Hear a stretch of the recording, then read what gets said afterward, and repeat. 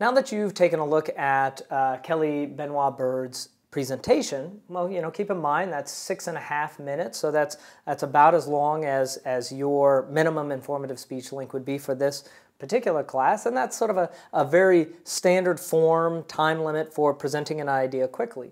What I've got here is my flow. I went ahead and typed it up off of my handwritten flow, and you can see I've got further annotations off of that. I've got my flow, I've got my notes, I've got my feedback form, and then also at the end of this video you'll see my revision of her outline. So I'm going to kind of move through it in this regard, in this order here. So let's go ahead and start with the flow, and I've got a few comments here, and then we'll move into some more general comments. So at the very beginning of that, we start off with the opening. That's fine. The ocean is an alien world. It's unknown and it's dark. And then she jumps immediately into using sound to study krill. I'll come back to this, but my initial question is, we're spending a lot of time on, in essence, what's a methodology point, how she studies krill. But really, the talk's not about how she studies krill, but about food aggregation. The sound there is important, but we're spending a lot of time, almost a minute of this 6-minute speech, talking about how she gets these results. So, we're rolling right out of that introduction into the methodology point, almost to the point where you're a good 3 minutes in, 2.5, 3 minutes in, before you really kind of know what the talk's actually about. You could have very easily been forgiven for thinking that this was going to be a talk on using sound waves to study marine life, because it's not previewed at the outset what she's going to be talking about. All right, then she goes into this discussion of there's not a lot of food in the ocean. She's got some statistics on that, some numbers on that, and then she's got that popcorn analogy, which I think is very useful and a good analogy. As I'll say later on, I think she can actually kind of return to that analogy later on, and that would be very helpful. Then she gets into her research. She talks a little bit about the background on her research, talks about why krill are important, talks about her first map of krill density, and then she has a really good explanation of this problematic result, where we see high food areas, the animal population is hurting, but where we see low areas, it's actually doing well. So she has some good discussion around that, and then she turns to the second map of krill clumps. And she says, so, it's not the number of krill, but how they're clumped. That's a great way to end that point, although I got a key question here that I don't think is ever actually answered, which is why? How does clumping make krill better for that animal population? I know that krill is that clumping aggregation is important for animal survival, but I'm not sure why that is. That seems like an excellent place to me to return to that popcorn analogy that she had earlier on as a way of explaining why clumping aggregation is so important. Then she's got what I would assume is her last point, which is animals can tell us what's important. And then she's got this point about sort of the, when plants aggregate, it aggregates all the way up the food chain, and this allows us to predict survival. That section for me, where she's first doing that graphic with the layer of plants, is probably the most unclear part of the speech. She just moves so quickly through that pretty dense stuff, and she gets pretty jargony right there. But then she's got a much longer section where she's going through the second aspect of that evidence, that Hawaii research example, and talking about how dolphins themselves are aggregating food sources. And then she ends with this line that I got to tell you, I think should have come absolutely at the top of the speech, or at least near the beginning, which is the sell sentence, the bumper sticker of this short presentation. Aggregation is critical to survival. She says that at the end, but it's almost as if she's been sitting on that line throughout the entire thing. Speech is not a mystery novel. I would love to have that earlier on. So those are some general comments based on my flow. Let me go through some more global ones here as well, under invention, arrangement, style, and delivery. So under invention, well, you'll see this as we go through my revision here on the last part of this video, but I think some of those points could have been dropped, and certainly some points needed a little bit more context before we got into them. So when she first starts talking about that dolphin example and how food aggregates and thus aggregates all the way up the food chain, that needed more time and discussion. It just got pretty dense there, and it was hard to follow. As I mentioned earlier, the the big question I have at the end of this is, how is food aggregation better for survival? We know that it is, but we don't know what it is about aggregation that makes it easier for animal populations or better for animal populations. That seems to be a pretty crucial thing. I'd much rather have an answer to that than have that point in there about sound technology for studying krill. Also, and under Invention there, that popcorn analogy was good, and so good in fact that I think it would be very useful to return to that analogy at least once more in that presentation, ideally around explaining how and why aggregation is so good for those animal populations. So now let's click down to arrangement. The thing that struck me, and you've seen in the video my flow of this speech, and that was actually probably 2 or 3 times that I was trying to narrow down exactly what was going on, is there didn't seem to be a hugely logical order to the presentation. Now, I don't mean to say it was unclear or impossible to follow. It wasn't.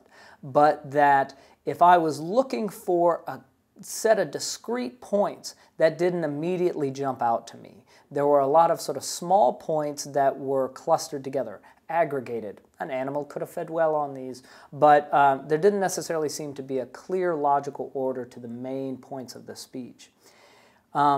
As I mentioned at the outset, we spent about a minute talking about sound as a methodology in a 6-minute talk.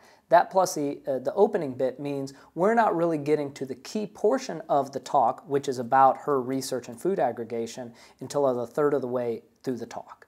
That seems, in terms of allocating time and trying to find that balance, that seems pretty late to get to the key idea. So ultimately, and I'll come back to this now in just a second, I think in terms of arrangement, this needs simplification and prioritization. What are the key ideas? And this is a good way of talking about this at the end of week 4. Thinking in terms of what are the speech goals? And limiting those goals. If you've only got 6 minutes, there's only so much you can accomplish. And so really prioritizing what those goals are. In terms of style, for the most part, it was pretty free of jargon. Except that initial discussion of the dolphins and how they follow along with the food aggregation and how that impacts the larger food chain. In terms of delivery, she was rushed. I mean, there's no doubt there. This is a 6.5-minute talk for a pretty large research area. So she was probably going a little bit fast. Part of that is also, because of that speech, she's not really distinguishing much between the evidence and its context. That's certainly true in the second half of the speech, more so than in the first. The voice was a bit stilted. I could hear some memorization, certainly in the opening third of the speech. But overall, I would say there was still some pretty good movement and gestures. She seemed fairly comfortable. The way you'll notice these TED Talks are, they've got the screen that they're looking at on, they're standing up, so constantly she has to keep looking at the floor to see what's going to be on the screen behind her. But so that's kind of my flow, my initial notes. Now, the informative speech evaluation form here, if it's going to be useful, should be able to speak to some talk like this.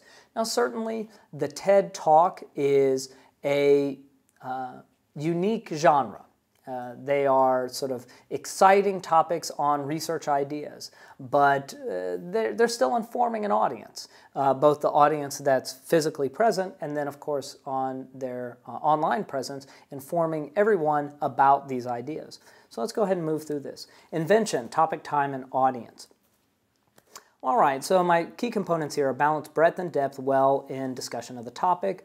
Yeah, not bad. Address points appropriate for the topic and the audience. Yes, certainly, although again, why aggregation is so important was kind of lacking.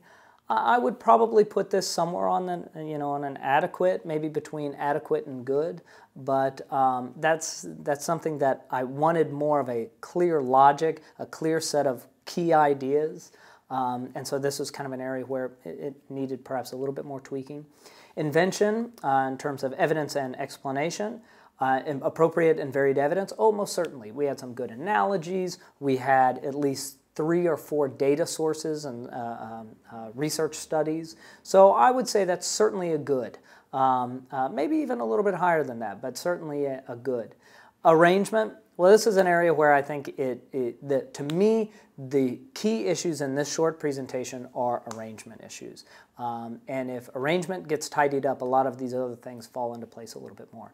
So I don't know. I would probably sit this somewhere between adequate and maybe a little bit below, just in the sense that the logic isn't exactly clear. We're moving along through these various little bits and pieces, but there's not necessarily a larger narrative frame here that helps me understand what she's talking about and why she's talking about it. Style, good. I would say it is a very accessible talk up until the last minute and a half, where probably due to time constraints, she falls into a pretty jargony discussion. Once again, if you go back and look at when she's talking about that food aggregation, some of those sentences are just really long, and then the kind of sentences you would write up for publication in a scientific journal, which you wouldn't necessarily use in explaining an idea to a lay audience, which was the intended audience here. Memory and delivery, fine. Like I mentioned, I think her gestures and movement was good. Pacing and pausing was all right, a little bit fast. Was she distinguishing between key ideas and elaborating detail? Not necessarily a whole bunch. She could have appeared more confident, there's no doubt. Well, there may be some doubt about that, but that's something that struck me as she was strong, but could probably use a little bit more development there. So again, I would probably put that on adequate, somewhere between adequate and good. So that's my eval. And the last thing I want to do is kind of go through how I might revise this. Like I said, the thing that strikes me about this is the arrangement issues. So if I was making a pass on this, I would try to simplify and prioritize. So in mine, I can keep the opening pretty much the same. I'd probably maybe try to trim it down a little bit, but the opening might be the same. And then I want to maybe have 3 main points. What I research, I had this puzzle that I had in my research, and then getting to what we know, food aggregation is key to ocean survival. So what I research? Well, I'm just sort of reorganizing what she has in other places. So maybe she starts out by saying, I look at what and how animals eat, and one of the things that we've known is there's not a lot of food in the ocean. Here she can continue on with that popcorn analogy. And I study krill because krill is particularly important to ocean eating. Now, if it was really important, you could still do the point about how you study krill, that sound technology. You could do it here, but I'd say this is on that sort of 1C. That's where that would belong, and it's not the main thing we hear, right? We hear instead, here's what we're walking into your specific methodology rather than just starting with it. So what I researched, I had a puzzle. So I did like this section that she had before, those 2 maps of krill. So maybe, and that seems like an important way of getting into her research. So maybe a little bit of background on the study like she had, where it takes place in the Bering Sea. And then, start off by saying, look, kind of similar to what she has, I had a map that showed krill density but low survival. That was confusing. And I had a map that showed low krill density but high survival. And so I had this challenge. And then in this point with that key understanding, which is the answer, it seems, is food aggregation. And maybe here jump back to that popcorn analogy to explain what aggregation is and why it's so important to animal survival. And then I want to take all the studies that she has, which kind of float around in her initial model, and find some way of consolidating them. So food aggregation is key to ocean survival because it explains survival patterns that we already see. She can just briefly reference the research that she had, right? I mean, that's what those 2 studies, those 2 krill maps were showing. Aggravation can predict survival. It can predict anger. Aggregation can predict survival, kind of in the same order that she has. Once again, moving back to that sort of food density, that plant density example that she had, and then finally ending by saying, as she had with the dolphin example, animals actively aggregate to survive. So in that final point, there's a logic there. Aggregation explains, aggregation predicts, and where aggregation does not occur sufficiently for animals, they do it on their own. So I mean, there's kind of a logic to those 3 subpoints. So that's kind of how I would take a pass at that. But certainly, you know, I'm not a marine biologist, and if I was doing this in a cyclical pattern, maybe I would find additional research and presentation options in running this a couple of times.